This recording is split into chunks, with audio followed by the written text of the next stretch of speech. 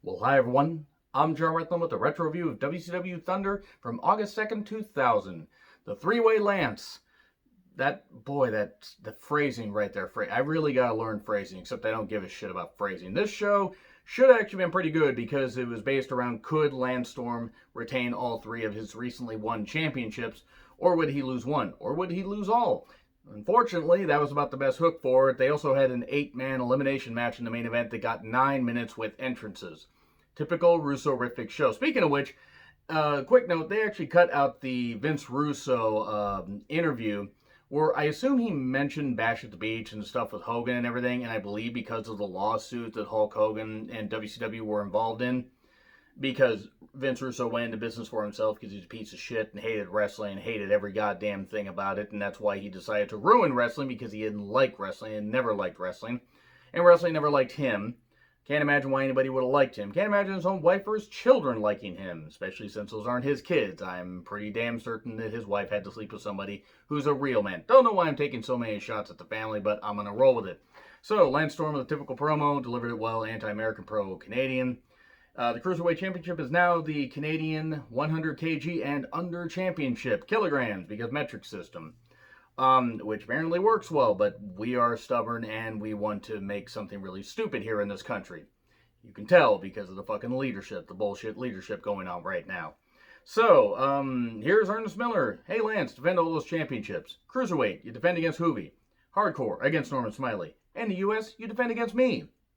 Miller, not me. I did not time travel back there as 19 years old and face Lance Storm. I would have been killed. And it's Hoovy versus Storm.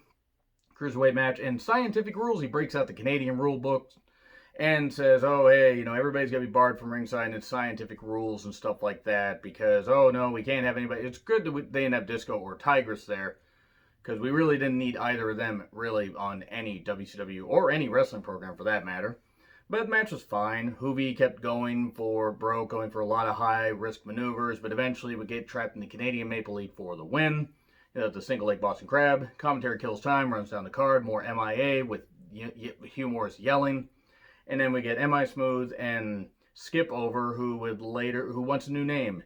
And it's primetime player Elix Skipper, as he decides a little bit later. Sergeant AWOL with Misfits in action around ringside. I hate MIA, by the way. Versus David Flair. I don't know why this happened. Miss Hancock was also there, and it was a chokeslam through the table for 3. There wasn't much to this match. The Nitro Girls with Reno, who had the weird, it's like had everything shaved except this weird long ponytail back there. I don't remember Reno very well. And then Shane says, hey, you know who they were with? They were with Kidman because apparently one of them was dating this Reno on screen or in real life. I don't give a shit. And then Terry says to Skip, hey, what do you want to talk to me about? Terry Taylor, that is. Oh, yeah, you want this name change? We'll make it happen. So then Jarrett and Vampiro talk strategy. Even though Vampiro is just like, who the fuck is this guy? So it's Kidman versus Skipper. And no, I'm not referring to Gilligan's Island. We get Shane and Tori distracting. This Reno guy with the Crossroads variation, what would later become the Crossroads, that is. And Skipper hits the overdrive, a bad move. Should not have done that move. Nobody should do that move. The move's goddamn horrible. For 3. And then Miller and Awesome and a woman who I found out was actually the late Bertha Faye, Rhonda Singh. Cool. It was weird that she was on TV, but she wasn't in wrestling much more, and unfortunately passed away soon, like sometime after this show. I think it was like a year or so later. And then we get Judy, Shane, and Buff because Shane bumps into Judy. Judy just swears at him, and then Buff attacks Shane because we need to revisit this feud again. Then we get Stasiak and O'Hare, Sean versus Sean. Palumbo joins commentary. Stevie Ray, who was on commentary, kept stopping Palumbo by pulling his hair. Not like that. Because Palumbo kept wanting to get his big stick out. And Stevie Ray was stopping him from getting his big stick out by pulling his hair. Once again, as uncomfortable as possible. This match was Shanton Bomb for 3. So O'Hare got the victory. This match wasn't really very good. Sad because both these guys are fine workers, but Mean Gene in a neck brace of Buff and Judy. It sounds like a bad puppet show. And they talk about what's going to happen with Shane and Buff a little bit later. And they censored a lot of Judy's promo, which was kind of funny. Then Vito joins commentary for this hardcore match. It's Storm versus Smiley, Saskatchewan heavyweight international title, because, shit. It could have been Schick also, but shit, yeah, that's what it was. No outside objects, and it's got to be scientific and everything, and you can only win by a submission. So naturally, Lance uses the American flag at one point when the ref's distracted, and then gets the Canadian Maple Leaf on Smiley to get the victory. So then Vito tries to chase him down, but Lance gets out of the ring, and by no means can you get outside the ring once a guy's just right outside. No, it's just impossible. So Shane and Tori talk about the next match and everything, and just a bunch of bullshit's been going on. Buff and Judy versus Shane with Tori, and yay, this feud, cool. Tori and Judy tussle. We get a chair brought in. Shane Douglas gets it dropped, kicked into his face by Kidman, and then a blockbuster for 3. And then they attack Judy while Buff gets the Canyon Cutter, the Diamond Cutter. Well, actually, it is the Canyon Cutter because DDP did it better. Even though Canyon was really good in the ring. Onto a chair. Oh no, his previous neck injury, and he's fine. He's fine. Awesome says, you know what? He came out there to save everybody, and then says, I'll take care of him. Don't worry about it. And then Awesome says, hey, if you're a plus-size woman, I'll give you the old vitamin P, which stands for passion. Sure it does, Mike. Sure it does. Whatever, love who you want. I just hated this gimmick because it was because, oh, women are big or whatever. Yeah, we're just going to call him the Fat Chick Thriller.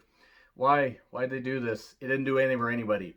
Awesome versus Canyon. Remember when both these guys were on opposite sides and Awesome had thrown Canyon off of the goddamn cage? And Canyon was supposed to be the sympathetic guy, and now Mike Awesome's suddenly this, Fat Chick Thriller instead of being his career-killing heel?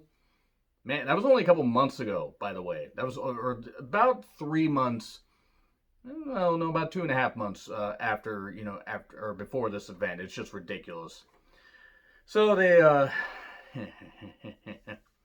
he lays out the cameraman, and then Judy comes down with a loaded purse with a brick in it, and an Awesome bomb for 3. Cool, okay, whatever. Miller and Storm, Canadian Heavyweight Championship.